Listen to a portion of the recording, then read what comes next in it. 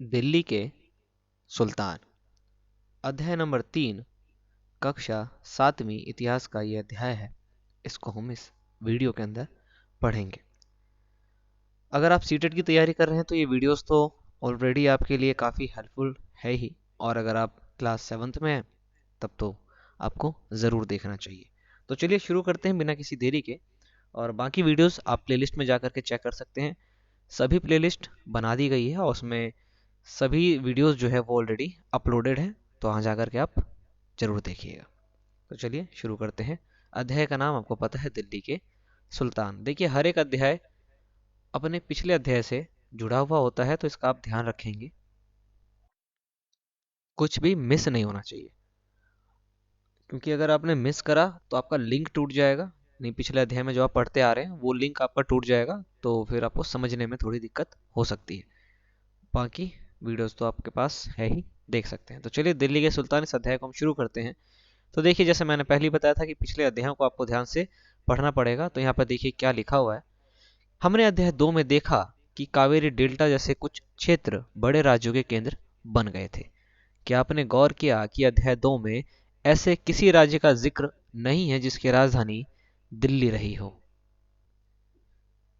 इसकी वजह यह है कि दिल्ली महत्वपूर्ण शहर 12वीं शताब्दी में ही बना। देखिए, एक सवाल यहाँ पर बहुत इंपॉर्टेंट है। 12th सेंचुरी के अंदर जो है दिल्ली बना है, उससे पहले दिल्ली नहीं था। ठीक है, ये आप ध्यान रखेंगे।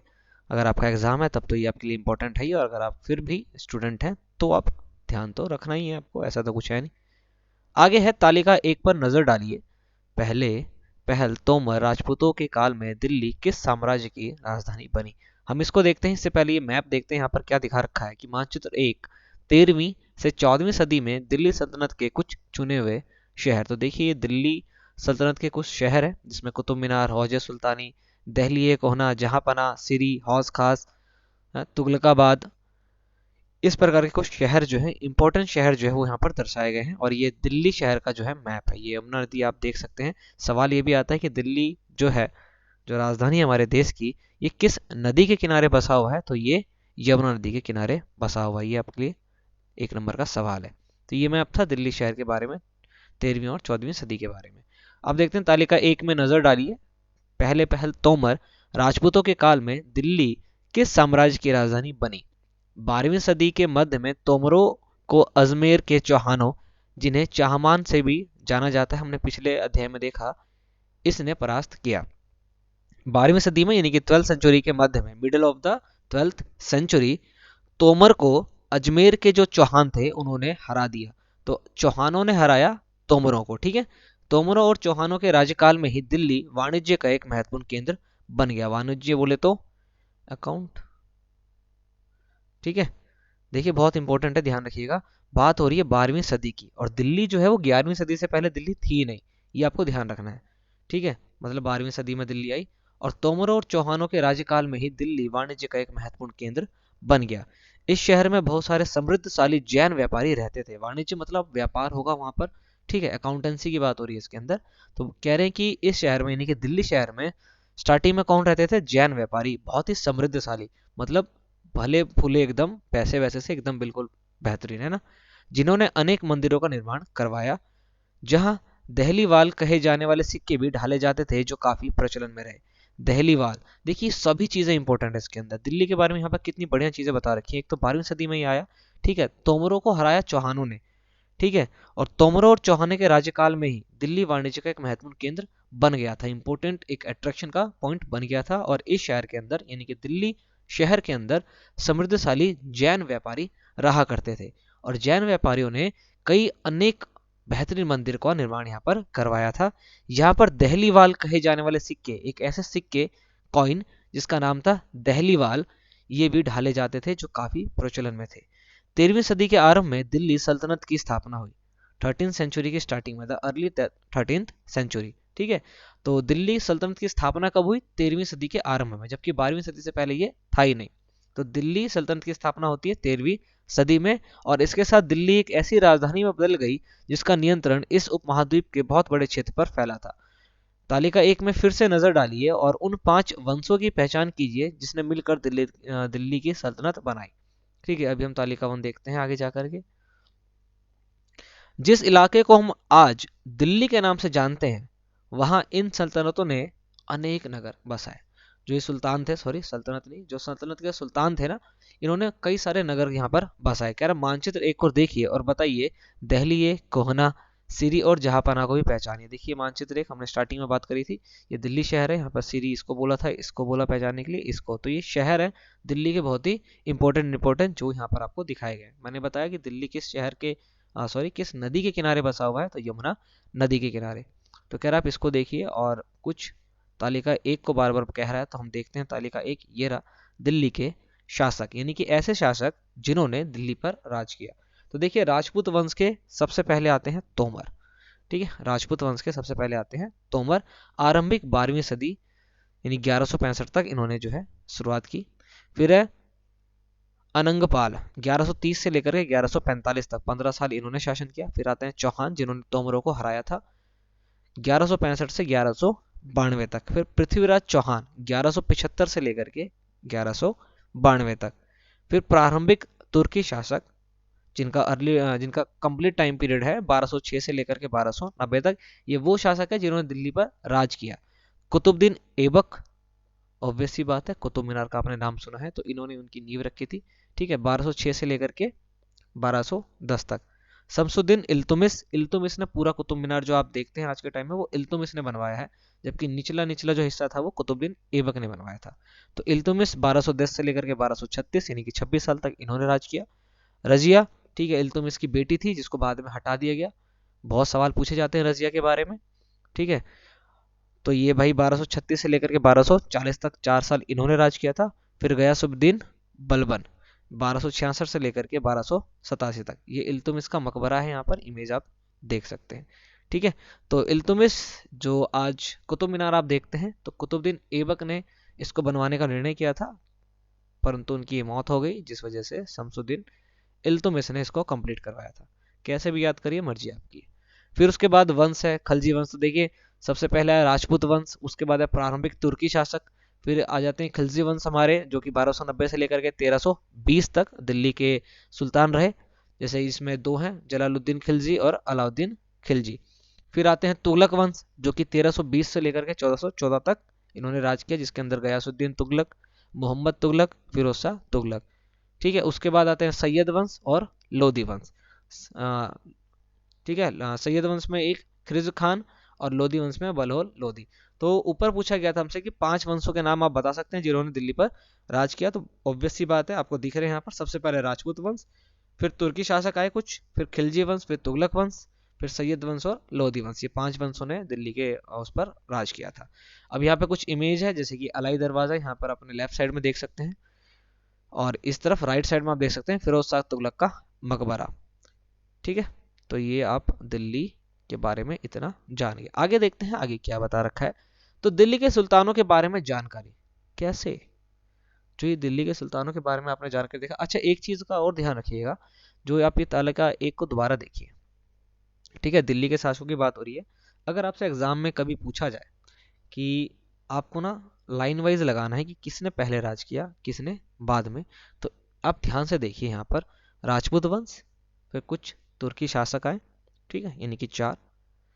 तो राजपूतों से शुरू हुआ, फिर तुर्की शासक, फिर खिलजी वंश, फिर तुगलक वंश, फिर सैयद वंश और अंत में लोधी वंश। इनको सीक्वेंस में आप याद करिए। अगर अरेंजिंग में आ गया, क्योंकि अब तो एग्जाम ऑनलाइन होता है, तो हो सकता है कि आपको दे दिया जाए और फिर आपके 1 नंबर शायद जा भी सकते हैं। तो ऐसा आप बिल्कुल भी नहीं होने दीजिए। तो देखिए सबसे पहले राजपूत वंश, फिर प्रारंभिक तुर्की शासक कुछ आए थे। ठीक है, ये वंश नहीं था, वंश आपको समझ में आ गया होगा अब तक में कि उन्हीं के बेटे वंशानुगत को जो चीज चलती है उसकी बात हो रही है इसके अंदर। तो राजपूत वंश, खिलजी वंश आया, उसके बाद फिर तुगलक वंश आया, फिर सैयद वंश आया, फिर अंत में लोधी वंश आया। कैसे भी करके आप याद कर सकते हैं, आपकी इच्छा अनुसार है। तो ये 5 वंशों ने दिल्ली के सुल्तान मतलब सुल्तान बनकर के राज यहाँ पर किया था। तो इनके बारे में जानकारी हमें मिलती कहाँ से? तो यही पॉइंट है अगला, कि दिल्ली के सुल्तानों के बारे में जानकारी आखिर कैसे। चलिए देखते हैं। हालांकि अभिलेख, सिक्कों और स्थापत्य, स्थापत्य यानी कि भवन निर्माण कला, कि जो घर बनाए जाते थे किसी भी टाइम पीरियड पे, अगर घर बनाए जाते हैं तो उनकी एक कला होती है, आर्किटेक्चर होता है उनका अपना। तो अगर आप गांव में जाके घर देखेंगे तो देखिए झोपड़ी कुछ डिजाइन से ही बनाया जाता है ना, वहां के हिसाब से। हर एक राज्य का, हर एक एरिया का अपना एक जियोग्राफिकल एरिया होता है, कंडीशन होता है, जिसके हिसाब से वहां पर घर बनाए जाते हैं। शहरों में अलग, बड़े शहरों में अलग, नगरों में अलग, महानगरों में अलग, है ना, देश में अलग। तो इसी की बात हो रही है इसके अंदर कि हालांकि अभिलेख, आपको पता होगा अभिलेख क्या होता है, सिक्कों और स्थापत्य यानी कि भवन निर्माण कला के माध्यम से काफी सूचना मिलती है, मगर और भी महत्वपूर्ण वे इतिहास, तारीख एक वचन और तवारीख बहुवचन, जो सुल्तानों के शासनकाल में प्रशासन की भाषा फारसी में लिखे गए थे। देखिए बात ये की जा रही कि इनके बारे में पता कैसे चला। तो देखिए अभिलेखों से पता चला, ऑब्वियस सी बात है, सिक्कों से पता चलता है, बिल्कुल ठीक है, उनके भवन निर्माण शैलियों से पता चलता है, बिल्कुल सही बात है। किंतु ये पर्याप्त नहीं होता, प्रॉपर नहीं होता, कंप्लीट नहीं होता। उस वक्त जो उनके राज्य में जो कवि वगैरह रहा करते थे, वो लोग इतिहास लिखा करते थे। अच्छा, इतिहास नहीं लिखते थे बेसिकली, वो प्रत्येक दिन की घटनाओं को लिखा करते थे, जो अब के टाइम में इतिहास बन चुका है। तो देखिए तारीख एक वचन है और तवारीख बहुवचन है, ये ध्यान रखिएगा कि तारीख को तवारीख कहा जाता है बहुवचन में। तो सुल्तानों के शासनकाल में जितने भी सुल्तान उस वक्त रहे, उनके शासनकाल में उनके प्रशासन की जो भाषा थी फारसी, उसमें लिखे गए हैं। ठीक है, इतिहास के बारे में देखिए यहाँ पर आप इमेज देख सकते हैं कि सब किस प्रकार से जो है अपने अपने समय के अनुसार चीजों को लिखा करते हैं। अब देखिए चित्र एक इसमें कह रहा है पांडुलिपि को तैयार करने के चार जो है चरण है। पहला है कागज तैयार करना, उसके बाद है लेखन कार्य, फिर है महत्वपूर्ण शब्दों और अनुच्छेदों की ओर ध्यान आकर्षित करने के लिए सोने को पिघला करके उसका प्रयोग करना, और अंत में है जिल्द तैयार करना। तो ये पूरी किताब जो है ये चित्र नंबर 1, 2, 3, 4 में दर्शाई गई है। ठीक है, तवारीख के लेख सचिव, प्रशासक, कवि और दरबारियों जैसे सुशिक्षित जो व्यक्ति होते हैं, जो पढ़े लिखे हैं, ठीक है, तवारीख के जो लेख हैं, मतलब अब ऑब्वियस सी बात है एक डेट की बात नहीं हो रही है, काफी सबकी बात हो रही है। तो तवारीख, इसके जो लेखक होंगे वो पढ़े लिखे लोग होंगे, सुशिक्षित होंगे पूरी तरह से, जैसे कि सचिव, प्रशासक, कवि हो सकते हैं, या कुछ दरबारी। अब इसमें क्या लिखा जाता है, तो ऐसे घटनाओं का वर्णन करते हैं और शासकों को प्रशासन संबंधी सलाह भी ये लोग देते हैं। जो ऐसे लोग जो दरबार में बैठे हुए हैं राजा के पास, और वो क्या कर रहे हैं, जैसे कि आपको पता चल गया होगा, सचिव है, प्रशासक है, कवि है, ये घटनाओं का वर्णन भी कर रहे हैं, और वही आज के टाइम में हमारे लिए इतिहास बन गया है। और शासक जो है वो किस प्रकार से अपना प्रशासन जो है वो चलाएगा, उसको कौन कौन सी सलाहों की जरूरत है, वो भी ये लोग दिया करते थे। वे न्याय संगत शासन के महत्व पर बल देते थे, मतलब न्याय संगत शासन होना चाहिए, ऐसा नहीं होना चाहिए कि किसी को न्याय मिले किसी को नहीं। अब जब न्याय की बात हुई है तो ऑब्वियस सी बात है न्याय चक्र के बारे में भी हम पढ़ेंगे। अब देखिए इस बॉक्स के अंदर लिखा हुआ है न्याय चक्र। 13वीं सदी के इतिहासकार फक्र ए मुद्दिबर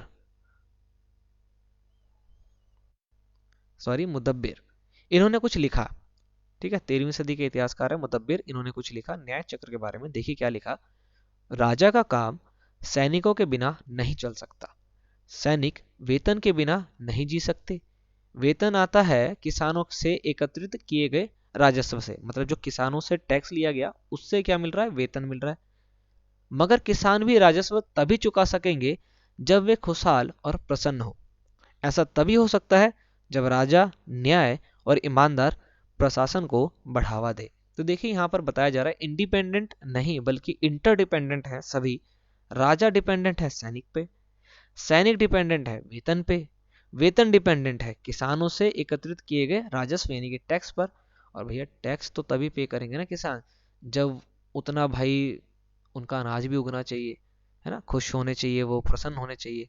क्योंकि देखिए किसानों का डायरेक्ट कनेक्शन राजा से नहीं हुआ, लेकिन इनडायरेक्ट कनेक्शन राजा से है, क्योंकि राजा बिना सैनिक के तो चलेगा नहीं, कोई भी उड़ा के चला जाएगा, फिर राजा किस बात का है। और सैनिक को आप वेतन नहीं दोगे तो फिर सैनिक किस बात का। अब वेतन तो भैया आएगा टैक्स से, जो रिवेन्यू कलेक्ट होता है, जो राजस्व निकलता है। और राजस्व तो तब निकलेगा जब किसान उतना पैदावार करेंगे, खुश रहेंगे, प्रसन्न रहेंगे अपने राज्य से। तो सभी सभी लोग क्या है यहाँ पर इंटरडिपेंडेंट है। तो यहीं पर बोला गया न्याय चक्र। तो एक को भी अगर आप न्याय नहीं देंगे तो भाई ऊपर वाले को दिक्कत हो जाएगी। अब देखिए आगे पढ़ते हैं, ये कुछ और बातें ध्यान में रखें। तवारीख के लेखक नगरों में, विशेषकर दिल्ली में रहते थे। गांव में शायद ही कभी रहते हो। फैसिलिटी थी सर, फैसिलिटी। पहली पॉइंट क्या बोला गया यहाँ पर? पहला क्या है कि तवारीख के जो लेखक हैं वो दिल्ली जैसे शहरों में रहते थे, ना कि गांव में। वे अक्सर अपने इतिहास सुल्तानों के लिए, किस लिए लिखा करते थे भाई? कह रहे सुल्तान के लिए तो लिखते हैं, ढेर सारे इनाम इकराम पाने के लिए, कि भैया अरे अच्छा अच्छा लिखेंगे तो इनाम मिलेगा। लालच तो वैसे भी स्टार्टिंग से ही है। तीसरा पॉइंट है, ये लेखक अक्सर शासकों को जन्मसिद्ध अधिकार और लिंग भेद पर आधारित आदर्श समाज व्यवस्था बनाए रखने की सलाह देते थे। जैसे कि आपको पता है कि जो तवारीख के लेखक हैं वो सचिव हो गए या पढ़े लिखे लोग हुआ करते थे, और ये सलाह दिया करते थे राजा को। तो देखिए किस प्रकार की मुख्य सलाह ये लोग दिया करते थे।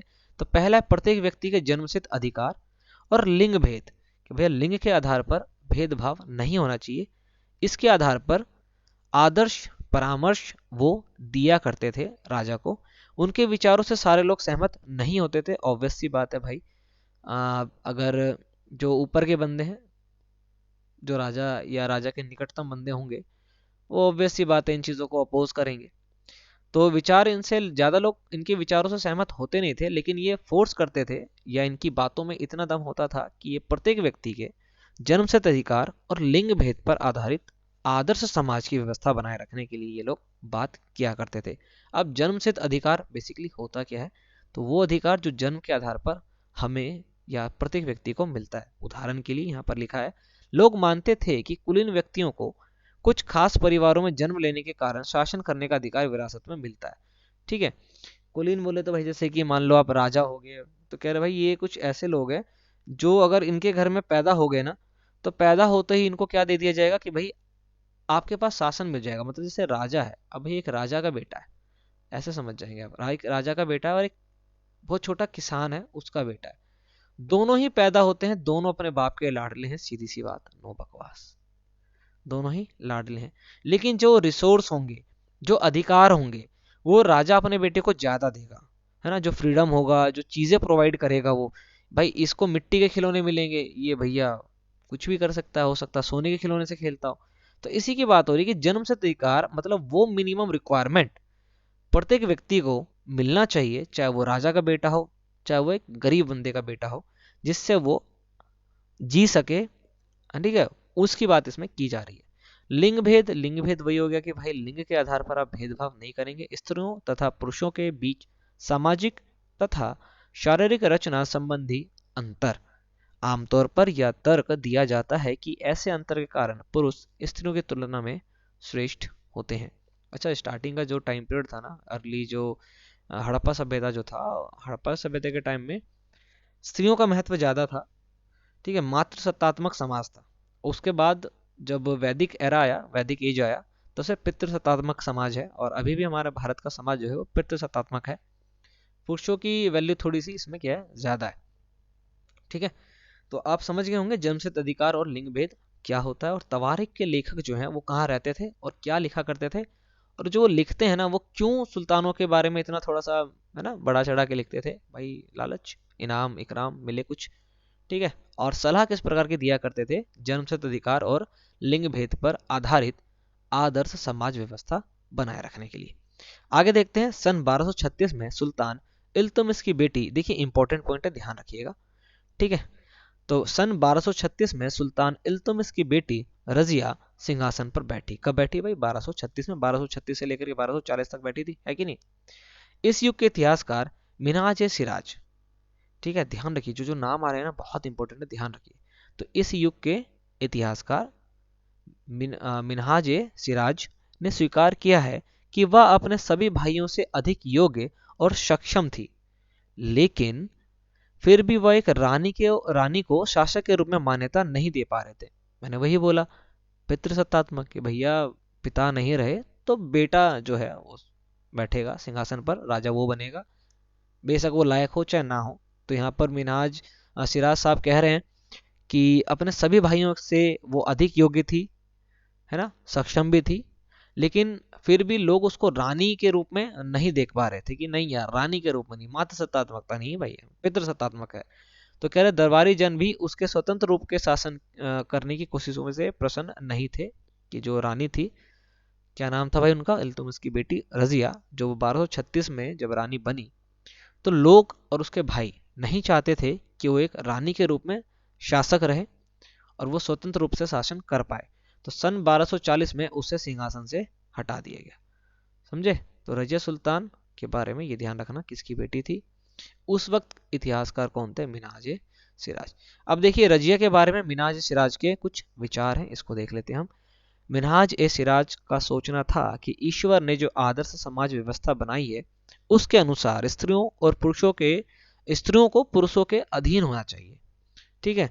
तो इतिहासकार साहब ये मानते थे कि ईश्वर ने आदर्श समाज व्यवस्था के अंतर्गत क्या किया है ना, कि स्त्रियों को पुरुषों के अधीन रखा है। तो इसलिए बोला जा रहा है कि और रजिया जो थी वो तो ऐसा हुआ नहीं, अधीन तो हुई नहीं, स्वतंत्र हो गई। तो इसलिए उनको हटा दिया गया था 4 साल में। तो स्त्रियों को पुरुषों के अधीन होना चाहिए और रानी का शासन इस व्यवस्था के विरुद्ध जाता था। ऑब्वियस सी बात है। इसलिए वह पूछता है, इतिहासकार पूछता है, खुदा की रचना के खाते में उसका ब्यौरा चूंकि मर्दों की सूची में नहीं आता, इसलिए इतनी शानदार खूबियों से भी उसे आखिर हासिल क्या हुआ? रजिया ने अपने अभिलेखों और सिक्कों पर अंकित करवाया है कि वह सुल्तान इल्तुतमिश की बेटी थी। आधुनिक आंध्र प्रदेश के वारंगल क्षेत्र में किसी समय काकतीय वंश का राज्य था। उस वंश की रानी रुद्रमा देवी 1262 से लेकर के 1289 तक। इसके व्यवहार से रजिया का व्यवहार बिल्कुल विपरीत था। रुद्रमा देवी ने अपने अभिलेखों में अपना नाम पुरुषों जैसा लिखवाकर अपने पुरुष होने का भ्रम पैदा किया था। एक और महिला शासक थी कश्मीर की रानी दिद्दा दिद्दार, 980 से लेकर के 1003 तक। उनका नाम दीदी, बड़ी बहन से निकला है। जाहिर है कि प्रजा ने अपनी प्रिय रानी को यह स्नेह भरा संबोधन दिया होगा, जो ये दीदी बोला गया है, इसकी इसमें बात की जा रही है। तो मिनाज का विचार बेसिकली ये था कि खुदा ने क्या करा है ना, पुरुषों को ऊपर बनाया है कि भाई जो मेल है वो ऑब्वियस सी बात है स्वतंत्र रहेंगे, ये राज करेंगे, और जो फीमेल है, ठीक है, वो क्या रहेंगे, इन पर डिपेंडेंट रहेंगे। बट रजिया ने क्या करा था, ऐसा होने नहीं दिया, क्योंकि उसके जो भाई थे, भाई वो कैपेबल ही नहीं थे। कैपेबल ना होने के कारण ये खुद रानी बन गई थी और लोग इसके विरुद्ध थे। बेसिकली इसके विरुद्ध नहीं, खुदा का जो भाई रचना था, जो आदर्श था, आदर्श समाज व्यवस्था थी, उसके विरुद्ध थे, जिस कारण 1240 में रजिया को सिंहासन से हटा दिया गया। और इस बीच लेकिन रजिया ने सिक्कों पर यह लिखवा दिया कि वो इल्तुतमिश की बेटी है। चलिए आगे देखते हैं क्या है। तो दिल्ली सल्तनत का विस्तार, कि दिल्ली सल्तनत किस प्रकार से विस्तारित होती गई। तो गैरिसन शहर से साम्राज्य तक का सफर इस पॉइंट में हम देखेंगे। फिर से एक जो है मानचित्र आपको दिख रहा होगा। तो मानचित्र नंबर 2, शमशुद्दीन इल्तुतमिश द्वारा जीते गए प्रमुख शहर। कौन कौन से ऐसे शहर थे जो इल्तुतमिश ने जीते? तो आप देख सकते हैं भैया, कुछ छोड़ा ही नहीं था इसने, है बदायूं बदायूं सब जीत लिया। अब बदायूं अगर आप देखते होंगे तो पता होगा कि राजेश अब्बू सिंह की वाइफ बदायूं से है। Just for fun. चलिए आगे देखते हैं।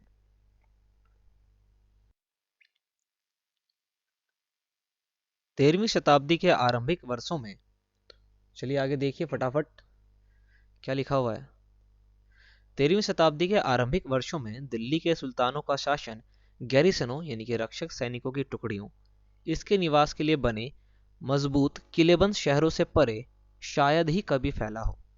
शहरों से संबंध, लेकिन उनसे दूर भीतरी प्रदेशों पर उनका नियंत्रण ना के बराबर था और इसलिए उन्हें आवश्यक सामग्री, रसद आदि के लिए व्यापार, कर या लूटमार पर भी निर्भर रहना पड़ता था।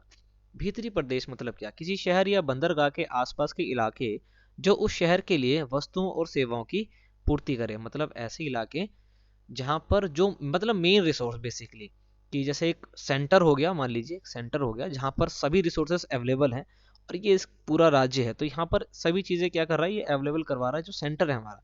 तो इसको बोलेंगे भीतरी प्रदेश।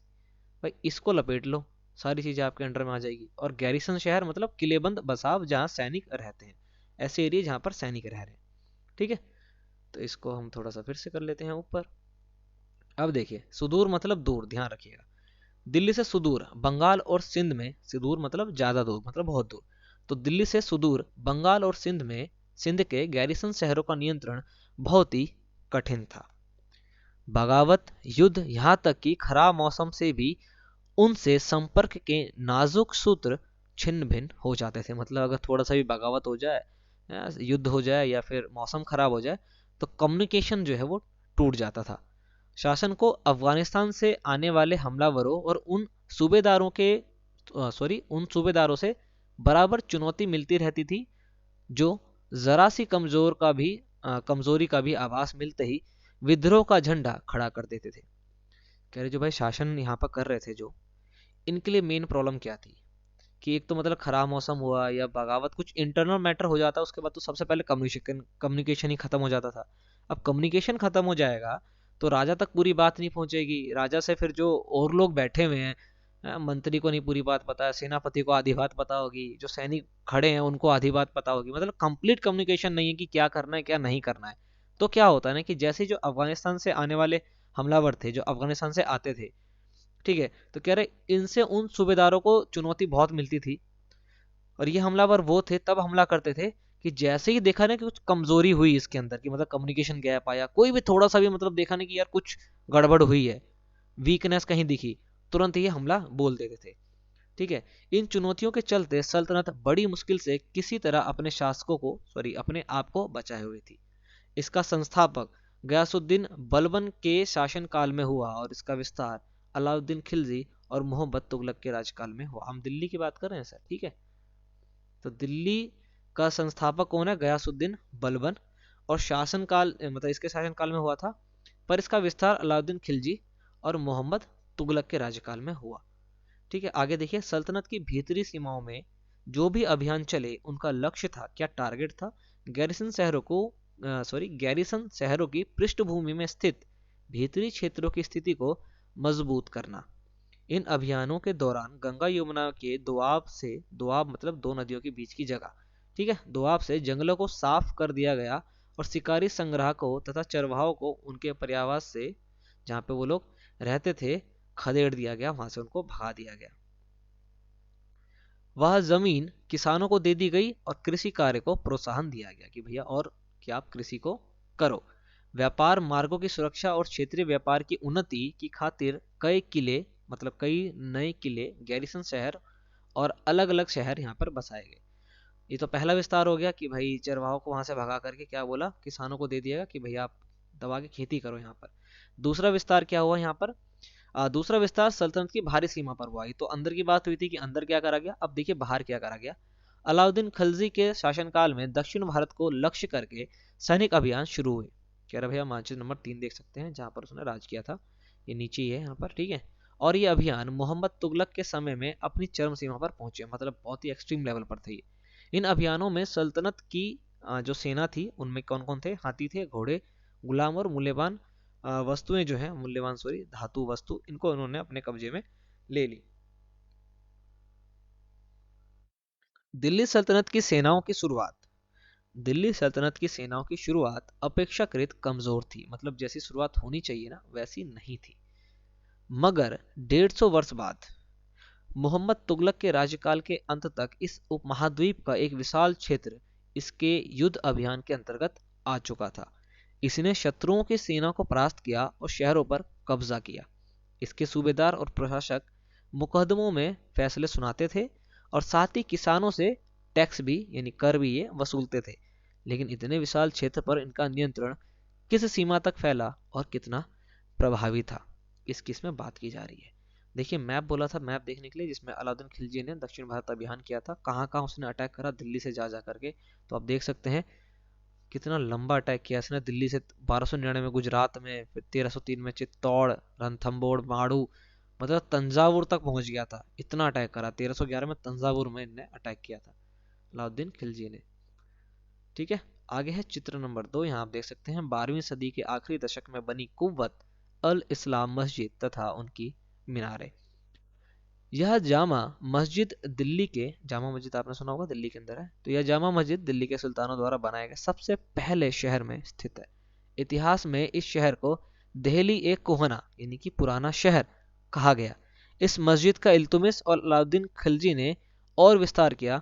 मीनार 3 सुल्तानों कुतुबुद्दीन ऐबक, इल्तुमिश और फिरोज शाह तुगलक द्वारा बनवाई गई थी। ठीक है। ये आप देख सकते हैं, यहाँ पर प्रांगण है, कुतुब मीनार खड़ा है यहाँ पर। तो कुतुबुद्दीन ऐबक, इल्तुतमिश और फिरोज शाह तुगलक, ये 3 लोगों ने मिलकर के इस मीनार को बनाया है। मस्जिद, एक वर्ड आया यहाँ पर मस्जिद, कह रही है एक अरबी शब्द है जिसका मतलब होता है एक ऐसा स्थान जहाँ मुसलमान अल्लाह की आराधना में सजदा यानी घुटने और माथा टेक कर करते हैं। जामा मस्जिद या मस्जिद ए जामी वह मस्जिद होती है जहाँ अनेक मुसलमान एकत्र होकर साथ साथ नमाज पढ़ते हैं। नमाज की रस्म के लिए सारे नमाजियों में से सबसे अधिक सम्मानीय और विद्वान पुरुषों को इमाम यानी कि नेता के रूप में चुना जाता है। इमाम शुक्रवार की नमाज के दौरान धर्मोपदेश यानी खुतबा भी पढ़ता है, ठीक है, खुतबा देता है। नमाज के दौरान मुसलमान मक्का की तरफ मुंह करके, जो कि भारत से पश्चिम की ओर में है, भारत में मक्का पश्चिम की ओर पड़ता है, अगली लाइन थी, मक्का की ओर दिशा को किबला कहा जाता है। मक्का की ओर जो दिशा होती है उसको किबला कहते हैं ये लोग, ठीक है। यहाँ पर एक चित्र है ऊपर, इसको देखिए। बेगमपुरी मस्जिद या मोहम्मद तुगलक के राज्यकाल में दिल्ली में उसकी नई राजधानी जहांपना इसकी मुख्य मस्जिद के तौर पर बनाई गई। मानचित्र 1 में कह रहा है आप जहांपना को ढूंढिए। मानचित्र 1 आप खोल के देखेंगे, पहली पन्ने पे था, तो आपको जहांपना दिख जाएगा। देखिए ये रही वो मस्जिद। तो ठीक है, अतीत में बहुत सारी घटनाएं और बड़ा मजा आता है अगर आप अतीत के बारे में जानते हैं। बस बात यह कि आपको जिस समय आप पढ़ रहे हो, जिस समय की जानकारी आप देख रहे हैं, तो उस समय में आपको वहां पर होना चाहिए, आपको थोड़ा सा वहां सोचना है तो काम बन जाएगा, आपका कोई इश्यू जो है उसमें नहीं है। चित्र नंबर 4, मोट का मस्जिद सिकंदर लोदी के शासनकाल में या उसके मंत्री के द्वारा बनवाई गई। दिल्ली के सुल्तानों ने सारा उपमहाद्वीप के, यहाँ वाली लाइन है, दिल्ली के सुल्तानों ने सारे उपमहाद्वीप के अनेक शहरों में मस्जिदें बनवाई। इससे उनके मुसलमान और इस्लाम के रक्षक होने के दावे को बल मिलता था। समान आचार संहिता और आस्था का पालन करने वाले श्रद्धालुओं के परस्पर एक समुदाय से जुड़े होने का बोध, कि भाई वो एक जैसे ही अगर कोई पूजा पाठ कर रहा है तो ऑब्वियस सी बात है वो सोचते हैं कि हमारी कम्युनिटी के हैं, हमारे समुदाय के हैं, कह रहा है इनका फिर एक साथ जुड़े होने का बोध उत्पन्न करने में भी मस्जिदें सहायक होती हैं या होती थी। एक समुदाय का अंग होने के बोध को प्रबल करना जरूरी था क्योंकि मुसलमान अनेक भिन्न भिन्न प्रकार की पृष्ठभूमियों से आते थे, कई प्रकार के होते हैं, मतलब बैकग्राउंड कुछ अलग अलग था, लेकिन मस्जिद में जाकर के जो है ये होता था कि चलो यहाँ पर तो एक जैसे रहेंगे। चित्र नंबर 5, जमाली कामली की मस्जिद 1520 के दशक में आखिरी दिनों में निर्मित की गई थी। चित्र नंबर 5 ये रहा, ठीक है। एग्जाम में ये नहीं पूछा जाएगा बट फिर भी इंफॉर्मेटिव है तो आपको पता होना चाहिए। देखिए कह रहा है चित्र नंबर 2, 3 एवं 5 की तुलना, सॉरी 2, 3, 4 एवं 5 की तुलना कीजिए। इन मस्जिद की समानताएं और असमानताओं को आपको कहा कि आप ढूंढिए और बताइए क्या है, तो आप ढूंढिएगा और बताइएगा। हम आगे चलते हैं। आगे है खिलजी और तुगलक वंश के अंतर्गत प्रशासन और समेकन। नजदीक से एक नजर, मतलब सूक्ष्म निरीक्षण हम करने वाले हैं खिलजी और तुगलक वंश के अंतर्गत किस प्रकार का प्रशासन वहां पर था। तो देखिए क्या लिखा गया है कि दिल्ली सल्तनत जैसे विशाल साम्राज्य के समेकन के लिए विश्वसनीय सूबेदार तथा प्रशासकों की जरूरत थी। विश्वसनीय मतलब बहुत ही गुणी होने चाहिए और ऑब्वियस सी बात है भरोसेमंद होने चाहिए, विश्वास पात्र होने चाहिए। दिल्ली के आरंभिक सुल्तान विशेषकर इल्तुमिश सामंतों और जमींदारों के स्थान पर अपने विशेष गुलामों को सूबेदार नियुक्त करना अधिक पसंद करते थे। इन गुलामों को फारसी में बंदगा कहा जाता है, ध्यान रखिएगा भाई, ठीक है। तथा इन्हें सैनिक सेवा के लिए खरीदा जाता था, मतलब सैनिकों की क्या करेंगे, सेवा करेंगे। उन्हें राज्य में कुछ बहुत ही महत्वपूर्ण राजनीतिक पदों पर काम करने के लिए बड़ी सावधानी से प्रशिक्षित किया जाता था, मतलब ट्रेन किया जाता था। वे चूंकि पूरी तरह अपने मालिक पर निर्भर होते थे, क्योंकि भाई गुलाम है वो, इसे सुल्तान भी विश्वास करके उन पर निर्भर हो सकता था। भाई कहाँ जाएगा, गुलाम है वो, तो सामंतों को हटा करके उन्होंने ये कर दिया। आगे हम पढ़े उससे पहले बॉक्स देख लेते हैं कि बेटों से बढ़कर गुलाम, ये बहुत बड़ी बात लिखी है कि भैया बेटे से बढ़कर के होता है गुलाम। सुल्तानों को सलाह दी जाती थी, जो सुल्तान होते थे उनको देखिए किस प्रकार की सलाह जो है यहाँ पर दी जा रही है। जिस गुलाम को हमने पाला पोसा और आगे बढ़ाया है उसकी हमने देखभाल करनी चाहिए, मतलब उसकी हमें देखभाल करनी चाहिए, क्योंकि तकदीर अच्छी हो तभी पूरी जिंदगी में कभी कभी ही योग्य और अनुभवी गुलाम मिलता है। बुद्धिमानों को कहना है कि योग्य और अनुभवी गुलाम बेटे से भी बढ़कर होता है। तो ये छोटा सा नोट था, एग्जाम के लिए कुछ इंपोर्टेंट नहीं है। आगे देखते हैं। खलजी तथा तुगलक शासन बंदगाह का इस्तेमाल करते थे। बंदगाह आप समझ गए, गुलामों को कहा जाता है, ठीक है भाई। इनका ये लोग इस्तेमाल करते थे और साथ ही अपने पर आश्रित निम्न वर्ग के लोगों को भी ऊंचे राजनीतिक पदों पर, जो ऊंचे ऊंचे राजनीतिक पद थे, जैसे मंत्री टाइप, मतलब ये तो बहुत ज्यादा हो गया, बट ऐसे वहां पर ये लोग बिठाते थे। आश्रित व्यक्ति को लेकर के आओगे ना तो वो आप पे डिपेंड रहेगा तो उस पर आप भरोसा कर सकते हो, क्योंकि उसके बाद दूसरा कोई ऑप्शन है भी नहीं। ऐसे लोगों को सेनापति और सूबेदार जैसे पद दिए जाते थे, लेकिन इससे राजनीतिक अस्थिरता भी पैदा होने लगी। गुलाम और आश्रित अपने मालिकों और संरक्षकों के प्रति वफादार रहते थे, मगर उनके उत्तराधिकारियों के प्रति नहीं। मतलब जैसे ए राजा है, इसने अपने गुलाम को रखा किसी पोस्ट पर, तो कह रहा भाई ये तो इसका वफादार रहेगा, लेकिन इसका बेटा जो होगा बी, कह रहा भाई इसके खिलाफ नहीं रहेगा, वो सोचेगा कि इसको टपका के थोड़ा सा हम ही राज क्यों ना हड़प ले। तो उसकी इसमें बात की गई है। नए सुल्तानों के अपने नौकर होते थे, जितने नए सुल्तान थे भाई उनके अपने पर्सनल और शाही नौकर कहते हैं उनको, वो होते थे। फलस्वरूप किसी नए शासक के सिंहासन पर बैठते ही प्रायः नए और पुराने सरदारों के बीच टकराहट शुरू हो जाती थी। भाई नए शासक आएंगे, अपना नए जो है नौकर लेकर के आएंगे जो पहले से उस पद पर हैं, तो भाई वहां पर टकराहट तो होगी, कुछ ना कुछ बातचीत, समझ रहे हैं ना आप, वो तो होनी है। सुल्तानों द्वारा निचले तबके के लोगों को संरक्षण दिए जाने के कारण उच्च वर्ग के कई लोग, उनको गहरा धक्का भी लगता है। ऑब्वियस सी बात है, आज भी ऐसा होता है भैया, निम्न वर्ग के लोगों की आप मदद कर दीजिए, उनके बारे में दो चार बात बोल दीजिए, तो उच्च वर्ग के लोग जो हैं वो नाराज हो जाएंगे। उच्च वर्ग के लोगों के बारे में बात कर दीजिए तो निम्न वर्ग के नाराज हो जाएंगे। तो ये सब तो स्टार्टिंग से चलता आ रहा है।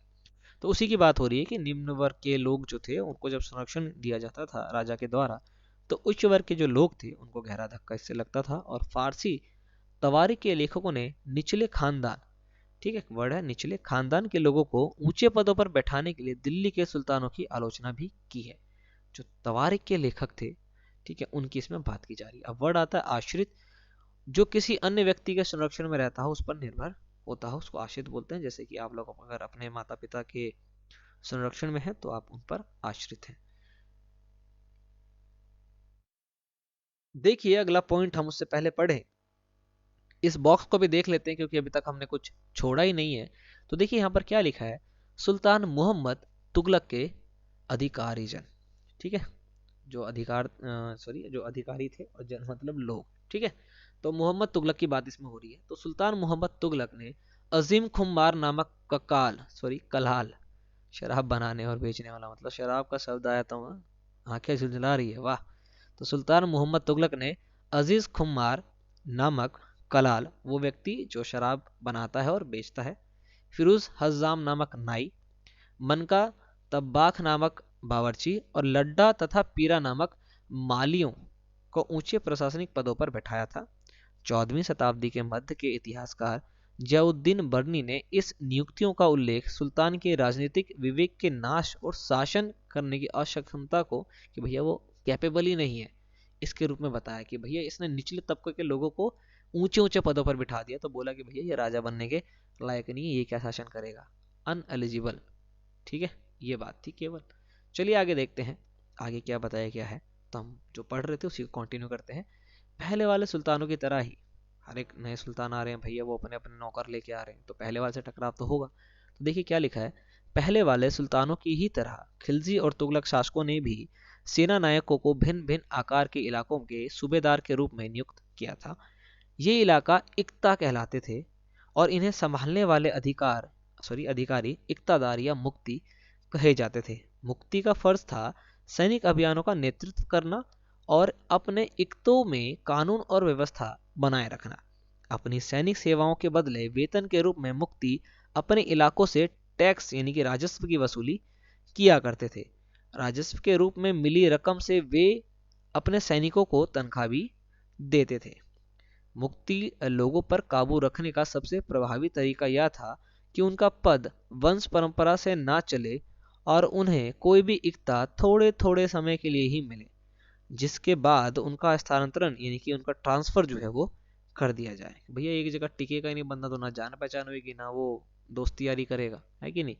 सुल्तान अलाउद्दीन खिलजी और मोहम्मद तुगलक के शासनकाल में नौकरी के इन कठोर नियमों का बड़ी सख्ती से पालन होता था। मुक्ति लोगों द्वारा एकत्रित किए गए राजस्व की रकम का हिसाब लेने के लिए राज्य द्वारा लेखा अधिकारी नियुक्त किया गया था। इस बात का ध्यान रखा जाता था कि मुक्ति राज्य द्वारा निर्धारित कर ही वसूले और तय संख्या के अनुसार ही सैनिक रखे। मतलब कितने सैनिक रखेंगे वो भी फिक्स था, और जो राज्य ने मतलब जो, हाँ भाई रूलर राजा ने जो तय किया कि भैया 18% टैक्स लेंगे ना, तो 18 ही लेगा, ये नहीं कि अपनी मर्जी से भाई कुछ भी ले रहा है। तो लिमिटेड था, और इसका हिसाब किताब रखने के लिए उन्होंने लेखा अधिकारी भी रखा था। जब दिल्ली के सुल्तान शहरों से दूर आंतरिक इलाकों को भी अपने अधिकार में ले आए तो उन्होंने भूमि के स्वामी सामंतों और अमीर जमींदारों को भी अपनी सत्ता के आगे झुकने को बाध्य कर दिया, मजबूरी में उनको झुका दिया। अलाउद्दीन खिलजी के शासनकाल में भू राजस्व के निर्धारण और वसूली के कार्य को राज्य अपने नियंत्रण में ले आया। स्थानीय सामंतों से कर लगाने का अधिकार छीन लिया गया कि भैया जो स्थानीय सामंत होंगे वो अब टैक्स नहीं लगाएंगे, बल्कि स्वयं उन्हें भी टैक्स अब देना पड़ेगा और जबरदस्ती देना पड़ेगा। सुल्तान के प्रशासकों ने जमीन को पैमाइश की और इसका हिसाब बड़ी सावधानी से रखा कि जमीन कितनी है और उसका हिसाब या थोड़ा सा टोटल वोटल कितनी पैदावार क्या है, बहुत ही केयरफुली जो है उन्होंने इसका हिसाब किताब लेखा जोखा रखा था। कुछ पुराने सामंत और जमींदार राजस्व के निर्धारण और वसूली अधिकारी के रूप में सल्तनत की नौकरी करने लगे कि भैया ठीक है भाई, हम क्या करते हैं ना, आपके यहाँ नौकरी कर लेते हैं, हम जाके टैक्स हम वसूल लेंगे, हमें नौकरी पे रख लो। उस समय 3 तरह के टैक्स थे, इंपॉर्टेंट है, ध्यान रखिएगा। पहला है कृषि पर, जिसको खराज बोला जाता है, और ये किसान की उपज का लगभग 50% होता था, मतलब भैया 1/2। दूसरा लगता था मवेशियों पर, तीसरा घरों पर। ये 3 तरह के टैक्स इंपॉर्टेंट है अलाउद्दीन खिलजी के टाइम के, ध्यान रखिएगा। पूछा भी गया है, पूछा भी जा सकता है। यह याद रखना जरूरी है कि इस उपमहाद्वीप का काफी बड़ा हिस्सा दिल्ली के सुल्तानों के अधिकार से बाहर ही था। दिल्ली से बंगाल जैसे सुदूर प्रांतों का नियंत्रण कठिन था और दक्षिण भारत की विजय के तुरंत आगे देखते हैं, दक्षिण भारत की विजय के तुरंत बाद ही वह पूरा क्षेत्र फिर से स्वतंत्र हो गया। लो भाई, अभी जीता था, अभी फिर से इंडिपेंडेंट हो गया वो है। यहाँ तक कि गंगा के मैदानी इलाकों में भी जो घने जंगल वाले कुछ ऐसे क्षेत्र थे जिसमें बैठने में सुल्तान की सेनाएं अक्षम थी भाई, मतलब घुस ही नहीं पा रही थी उस जगह में। स्थानीय सरदारों ने इन क्षेत्रों में अपना शासन जमा लिया। जो स्थानीय सरदार थे, जो उस कबीले के या उस एरिया के जो सरदार थे, उन्होंने क्या करा, अपना शासन जमा लिया, क्योंकि भाई बाकी लोग तो घुस ही नहीं पा रहे, सेना ही नहीं पा रही है, तो क्या लड़ेगा राजा। अलाउद्दीन खिलजी और मोहम्मद तुगलक इन इलाकों पर जोर दबस्ती करके अपना अधिकार जमा तो लेते थे, पर वह अधिकार कुछ ही समय तक रह पाता था, फिर ये दोबारा इंडिपेंडेंट हो जाते थे। तो भाई ये भी ठीक है कि नहीं। तो आगे देख लेते हैं, उसके बाद इस बॉक्स को पढ़ेंगे, ठीक है, वरना फिर वो लिंक टूट जाता है कि नहीं। आगे है, चंगेज खां के नेतृत्व में मंगोलों ने 1219 में उत्तर पूर्वी ईरान में ट्रांस ऑक्सियाना, जो कि अभी का उज्बेकिस्तान है, इस पर हमला किया। किसने किया? चंगेज खान ने। और इसके शीघ्र बाद ही दिल्ली के सल्तनत को उनका धावा झेलना पड़ा, आकर के दिल्ली में वो कूद पड़ा। कौन? Genghis Khan. अलाउद्दीन खिलजी और मोहम्मद तुगलक ने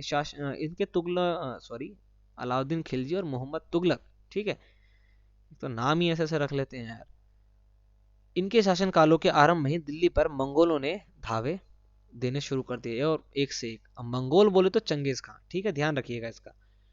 और ये मंगोल से ये वर्ड आगे भी बने हैं, ठीक है। तो इससे मजबूर होकर के दोनों ही सुल्तानों को एक विशाल स्थायी सेना खड़ी करनी पड़ी। कौन कौन से सुल्तान थे दोनों? मोहम्मद तुगलक और अलाउद्दीन खिलजी। इतनी विशाल सेना को संभालना प्रशासन के लिए एक भारी चुनौती थी। आइए देखें कि दोनों सुल्तानों ने इस चुनौती का सामना कैसे किया। हम चुनौती का सामना देखें उससे पहले इस बॉक्स को देख लेते हैं जो हमसे अभी जस्ट ऊपर छूट गया था, और ये आ गया। सरदार और उनकी किलेबंदी। अफ्रीकी देश मोरक्को से 14वीं सदी में भारत आए यात्री इब्न बतूता ने बतलाया कि सरदार कभी कभी चट्टानी ऊबड़ खाबड़ पहाड़ी इलाकों में किले बनाकर रहते थे, और कभी कभी बांस के झुरमुटों में वो लोग रहा करते थे। भारत में बांस पोला नहीं होता, यह बहुत बड़ा होता है। इसके अलग अलग हिस्से आपस में इस तरह गुथ दिए जाते थे कि उन पर आग का भी असर नहीं होता, और वे कुल मिलाकर बहुत ही मजबूत हो जाते हैं। सरदार इन जंगलों में रहते थे, जो इनके लिए किले की प्राचीर का काम कर देते हैं। इस दीवार के घेरे में ही उनकी जो मवेशी है और फसल, वो भी वो लोग रखा करते थे। अंदर ही पानी भी उपलब्ध होता था, अर्थात वहां एकत्रित हुआ वर्षा का जल। इसलिए उन्हें प्रबल बलशाली सेनाओं के बिना हराया नहीं जा सकता। ये सेनाएं जंगल में घुसकर खासतौर से तैयार किए गए औजारों से बांस को काट डालती थी। मतलब वायरस बनाया तो एंटीवायरस भी है उसका, है। अब हम देखते हैं कि भाई दिल्ली के जो सुल्तान थे, जब चंगेज खान ने बार बार अटैक करना शुरू करा दिल्ली में, और उन्होंने भाई ऑब्वियस सी बात अपनी सेना को बढ़ा के रखा, बहुत सेना रखी, तो क्या चुनौतियों का सामना उनको करना पड़ा। तो अलाउद्दीन खिलजी और मोहम्मद तुगलक पैरेलली यहाँ पर चल रहे हैं, तो इसको देख लेते हैं हम। देखिए बहुत सारे सवाल बनेंगे आपके लिए, ध्यान रखिएगा। दिल्ली पर 2 बार हमले हुए, 1299 में और 1300 में। ठीक है, एक टाइम हो गया 1299 से लेकर के 1300, और 1302 से लेकर के 1303 में, एक साल में, एक साल के डिफरेंस के बाद, ठीक है, 2 बार हमले इसमें किया। इनका सामना करने के लिए अलाउद्दीन खिलजी ने एक विशाल स्थायी सेना खड़ी की। मोहम्मद तुगलक के शासनकाल के प्रारंभिक वर्षों में सल्तनत पर हमला हुआ, मंगोल सेना परास्त हो गई। यहाँ पर मंगोल हार गए, चंगेज खान जो है वो हार गया। मोहम्मद तुगलक को अपनी सेना की शक्ति और अपने संसाधनों पर इतना विश्वास था कि उसने जो अभी का उज्बेकिस्तान है, ट्रांस ऑक्सियासाना पर आक्रमण की योजना बना ली कि भैया ये उल्टा जाकर के उस पर क्या करेगा, अटैक करेगा। एक स्थायी सेना तैयार करना उसका भी आक्रमण कदम था कि भैया इसने भी सेना रखी, इसने भी रखी, ये हार गया, ये ऑब्वियस सी बात है, मंगोल हार गए थे और इसने उल्टा उन पर अटैक करने की सोची। आगे देखिए क्या हुआ। अलाउद्दीन खिलजी ने क्या किया। अलाउद्दीन खिलजी ने अपने सैनिकों के लिए सीरी नमक का एक नया गैरिसन शहर बनाया। मानचित्र 1 में कह रहा है आप उसको ढूंढो, तो आप जब पहले पेज पे जाएंगे तब आप देखना। तो इसने एक नया शहर बना दिया। नया गैरिसन शहर बनाने के साथ दिल्ली के 4 शहरों में सबसे पुराने शहर दिल्ली कोहना को निवासियों से खाली करवाकर वहां सैनिक छावनी बना दी। पुराने शहर के निवासियों को दक्षिण में बनी नई राजधानी दौलताबाद में भेज दिया गया। तो ये अलाउद्दीन खिलजी क्या कर रहा था और तुगलक क्या कर रहा था, ये यहाँ पर दिया गया है। आगे देखिए क्या है। खिलजी क्या करता है कि सैनिकों के पेट भरने की समस्या को गंगा यमुना के बीच की भूमि से कर के रूप में खेती की पैदावार इकट्ठा करके हल किया गया कि भैया गंगा यमुना के बीच जो दोआब है वहां पर जो, भाई ऑब्वियस सी बात है, राजा है तो क्या करेगा, टैक्स ही लेगा। वहां से जो टैक्स इसने बटोरे उससे इन्होंने सैनिकों का खेती था एक तरह का, पेट भरवाया। और किसान की पैदावार का 50% हिस्सा जो है भाई टैक्स के रूप में ये लोग ले लिया करते थे। इसने क्या करा, तो सेना को खिलाने के लिए उसी इलाके में खाद्यान्न इकट्ठा कर दिया। लेकिन सैनिकों की विशाल संख्या की जरूरतें पूरी करने के लिए सुल्तान ने अतिरिक्त कर भी लगाया। इसी दौरान उस क्षेत्र में अकाल भी पड़ गया। दबा के टैक्स लगा दो, उसके अकाल पड़ जाए, यही करो तुम लोग। देखो इसने फिर क्या करा, सैनिकों को वेतन भी देना होता था, ऑब्वियस सी बात है, पेट भरेगा वेतन भी देगा। तो अलाउद्दीन ने सैनिकों को इक्ता के स्थान पर नगद वेतन देना शुरू कर दिया। सैनिक अपना आवश्यक सामान दिल्ली के व्यापारियों से खरीदते थे और यह आशंका थी कि व्यापारी अपनी चीजों की कीमतें बढ़ा देंगे। इसे रोकने के लिए कि भैया आप ऑब्वियसली बात है, जब सैनिक आ रहे हैं पैसे दे के खरीदने के लिए, तो इसका मतलब रिक्वायरमेंट है तो रेट बढ़ा दो, तो भैया वो तो खरीदेंगे, आपका प्रॉफिट होगा। कह रहा है रेट बढ़ाएं। तो इसे रोकने के लिए अलाउद्दीन ने दिल्ली में चीजों की कीमतों पर नियंत्रण लगाना शुरू कर दिया। अफसर बड़ी सावधानी से कीमतों का सर्वेक्षण करते थे और व्यापारी, मतलब जो व्यापारी निश्चित दरों का उल्लंघन करते थे उन्हें वो लोग सजा भी देते थे। तुगलक ने क्या करा, तो देखिए मोहम्मद तुगलक भी अपने सैनिकों को नगद वेतन देता था, लेकिन कीमतों पर नियंत्रण करने की जगह उसे कुछ कुछ आज की कागजी मुद्रा की तरह टोकन यानी सांकेतिक मुद्रा चला दी। ये सिक्के धातु के बने होते थे, लेकिन सोने चांदी के ना होकर के सस्ती धातु के। 14वीं सदी के लोगों को इस मुद्रा का भरोसा, मतलब इस मुद्रा पर भरोसा नहीं था। वे बहुत चतुर थे। अपने सोने चांदी के सिक्के वे बचाकर रख लेते और अपने तमाम कर इस टोकन मुद्रा से ही चुका देते थे। अब ऑब्वियस सी बात है, सस्ती धातु दोगे तो सोना चांदी बच जाएगा। इस सस्ती मुद्रा जैसी जाली सिक्के भी बड़ी आसानी से बनाए जा सकते थे।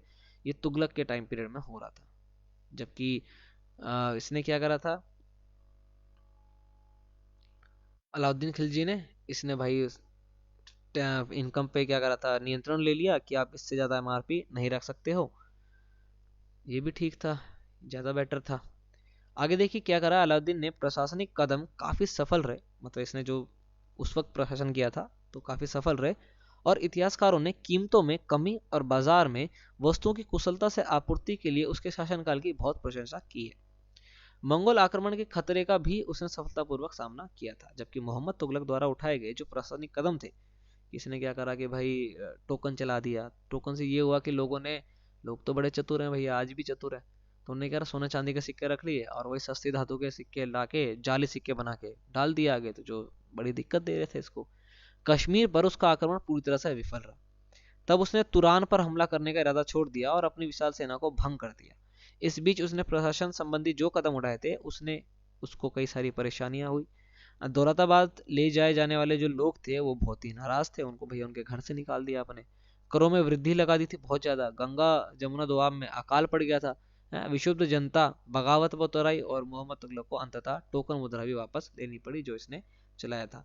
तो भैया प्रशासन कार्य जो है वो अलाउद्दीन का ज्यादा अच्छा था। इन तमाम असफलताओं की गिनती करने में हम कभी कभी भूल जाते हैं कि सल्तनत के इतिहास में पहली बार दिल्ली के किसी सुल्तान ने मंगोल इलाके को फतेह करने के अभियान की योजना बनाई थी। कौन था वो? अभी अभी ऊपर आपने पढ़ा। कौन था जिसने ये सोचा कि भैया हम मंगोल के इलाके को फतेह करेंगे क्योंकि वो हम पे अटैक करता है। उसने परास्त भी किया था, फिर उसने सोचा कि भाई हम उसी को हरा देंगे।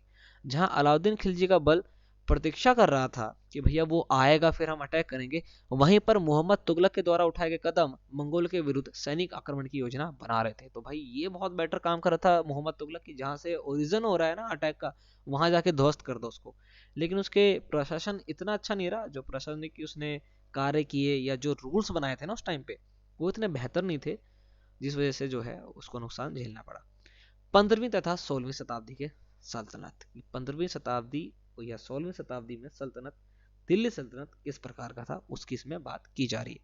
कह रहे कि भाई आप तालिका एक को फिर से देखो, हम तो नहीं देखते हैं। 5 वंशों की बात की थी ना उसके अंदर, कह रहे आप जाओ दोबारा देखो उसको, हम नहीं देख रहे, मना कर दो सीधा। देख लो किताब में देख लो। देखिए क्या है, आप पाएंगे, क्या पाया भाई आपने, कि तुगलक वंश के बाद 1526 तक, तुगलक वंश के बाद 1526 तक दिल्ली तथा आगरा पर सैयद और लोदी वंशों का राज्य रहा। जब तक जौनपुर, बंगाल, मालवा, गुजरात, राजस्थान तथा पूरे दक्षिण भारत में स्वतंत्र शासक उठ खड़े हुए थे, उनकी राजधानियां समृद्ध थी और राज्य फल फूल रहे थे। इसी काल में अफगान और राजपूतों जैसे नए शासक समूह भी सामने आ गए। अरे भैया मैदान में हम भी चलेंगे। इस काल में स्थापित राज्यों में से कुछ छोटे थे पर शक्तिशाली थे और उनका शासन बहुत ही कुशल तथा सुव्यवस्थित तरीके से चल रहा था। अब नाम आता शेरशाह सूर, 1540 से लेकर के 1545। इसने बिहार में अपने चाचा के एक छोटे से इलाके के प्रबंधक के रूप में काम शुरू किया तथा आगे चलकर उसने इतनी उन्नति की कि मुगल सम्राट हुमायूं, इसको इसने चुनौती दे दी और हरा भी दिया। शेरशाह से लड़ने के लिए आया था भाई, कहानी तो गजब थी, लड़ने के लिए करके आया था और बाढ़ आ गई बिहार में। बाढ़ में कूद गया था अपनी जान बचाने के लिए, बह गया था पूरा। अब अपनी कूद तो गया था, ये तैरना वैरना आता नहीं था इसको। हाँ, तो सोचो कि एक बिहार में अपने चाचा के छोटे से इलाके में प्रबंधक का काम कर रहा है शेरशाह सूर, इसने रुपया इसी ने चलाया भाई, ठीक है। इसने मुगल सम्राट हुमायूं को चुनौती दे दी और हरा भी दिया। शेरशाह ने दिल्ली पर अधिकार करके स्वयं अपना राजवंश स्थापित किया था। सूरवंश ने केवल 15 वर्ष शासन किया, लेकिन इसके प्रशासन में अलाउद्दीन खिलजी वाले कई तरीकों को अपनाकर उन्हें और भी चुस्त बना दिया। महान सम्राट अकबर ने जब मुगल साम्राज्य को समेकित किया तो उसने अपने प्रतिमान के रूप में शेरशाह की प्रशासन व्यवस्था को ही अपनाया था, कि जिस प्रकार से शेरशाह जो है प्रशासन कर रहा था उसी को उसने क्या करा, अपना लिया। तो चैप्टर हमारा यहाँ पर हो जाता है ये कंप्लीट। अब हमेशा की तरह हम पढ़ेंगे अन्यत्र को भी, तो जो कुछ एक्स्ट्रा इन्फॉर्मेशन अगर हमें मिलती है तो ले लेना चाहिए, अच्छी बात है। देखिए 3 श्रेणियां, ईश्वरीय शांति, नाइट और धर्मयुद्ध। 3 श्रेणियों का विचार सबसे पहले 11वीं शताब्दी के आरंभ में फ्रांस में सूत्रबद्ध किया गया था। इसके अनुसार समाज को 3 वर्गों में विभाजित किया गया, 3 कैटेगरी बनाई गई समाज की, सोसाइटी की। पहला है प्रार्थना करने वाला वर्ग, दूसरा युद्ध करने वाला, तीसरा खेती करने वाला। 3 वर्गों में समाज के इस विभाजन को ईसाई धर्म का समर्थन भी प्राप्त हुआ। अब पढ़ेंगे 9th-10th में जाएंगे ना, तब पढ़ेंगे बहुत अच्छे से इस चीज को। इस विभाजन से ईसाई धर्म को समाज में अपने प्रबल प्रभाव को और भी दृढ़ करने में सहायता मिली। इसमें पहले वर्ग में भाई पादरी थे, दूसरे में कुलीन और तीसरे में अन्य सभी लोग जो थे उसके अंतर्गत आते हैं, जैसे किसान वगैरह, ठीक है। इसी विभाजन से योद्धाओं को एक नया समूह भी उसका सामने आता है, जो भाई युद्ध वगैरह लड़ेंगे। इन योद्धाओं को क्या बोला गया, नाइट। ये जो योद्धा थे उनको क्या बोला गया, नाइट, ठीक है। ईसाई धर्म एक समूह को संरक्षण देता था और अपनी ईश्वरीय शांति की अवधारणा के प्रसार में इनका उपयोग करता था। नाइटों से अपेक्षा, नाइट पता है ना आपको क्या, जो योद्धा थे उनको, तो नाइटों से अपेक्षा की जाती थी कि उनसे ये उम्मीद की जाती थी कि वे धर्म और ईश्वर की सेवा में समर्पित योद्धा रहेंगे। कोशिश यह रहती थी कि इन योद्धाओं को अपनी आपसी लड़ाई, ठीक है, आपसी जो लड़ाई थी या भिड़ाई से विमुख करके उस मुसलमानों के विरुद्ध युद्ध करने के लिए भेज दिया जाए जिन्होंने यरूशलेम शहर पर कब्जा करके रखा हुआ था। तो आपस में ना लड़े, बल्कि उन मुसलमानों से लड़े जो यरूशलेम शहर पर कब्जा करके बैठे हुए। इस प्रयत्न के फलस्वरूप सैनिक अभियानों की एक श्रृंखला चली जिसे क्रूसेड यानी कि धर्म युद्ध कहा गया। ईश्वर तथा धर्म की सेवा में किए गए इन अभियानों से नाइटों की हैसियत पूरी बदल डाली। पहले इन नाइटों की गिनती कुलीनों में नहीं होती थी। कुलीन, पहला पादरी वर्ग, ठीक है, जो प्रार्थना करने वाले थे, दूसरा कुलीन, ठीक है। उसके बाद जो तीसरे वर्ग में हो गए उसमें किसान वगैरह अन्य लोग आते थे, ठीक है, आम जनता उसके अंदर आती थी। ये 3 कैटेगरी जो है वो इस प्रकार थी, जिसके बारे में आप 9th में 10th में पढ़ेंगे, ठीक है, अभी बता दिया मैंने। तो कह ले कि पहले इन नाइटो जो ये योद्धा थे इनकी गिनती कुलीनों में नहीं होती थी, मगर फ्रांस में 11वीं सदी के अंत तक और जर्मनी में उससे एक सदी बाद इन योद्धाओं के दीनहीन अतीत को भुला दिया गया। 12वीं सदी तक तो कुलीन वर्ग के लोग भी नाइट कहलाने लगे थे, मतलब जिनकी गिनती ना पादरी में होती थी ना कुलीन में, अब उनकी गिनती कुलीन में होने लगी। तो ये अन्यत्र यहाँ पर बात की गई है। तो अध्याय बड़ा ही मजेदार था, आपको उम्मीद है कि अच्छा लगा होगा। दिल्ली के सुल्तान अध्याय नंबर 3, ठीक है। तो बाकी वीडियोस तो अवेलेबल है प्लेलिस्ट में, आप चेक करिएगा। काफ़ी मज़ेदार इन्फॉर्मेशन आपको इसमें मिली, आपके एग्जाम पॉइंट ऑफ व्यू से भी और ऑब्वियस सी बात है नॉलेज के पॉइंट ऑफ व्यू से भी। मिलेंगे हम नेक्स्ट वीडियो में, पर लाइक शेयर करिएगा अगर आपको अच्छा लगता है, कमेंट करिएगा अगर आपको कुछ भी सजेशन भी देना हो तो कमेंट करिएगा। तो बाकी हम तो आपसे मिलेंगे नेक्स्ट वीडियो में, तब तक के लिए ध्यान रखिए। जय हिंद।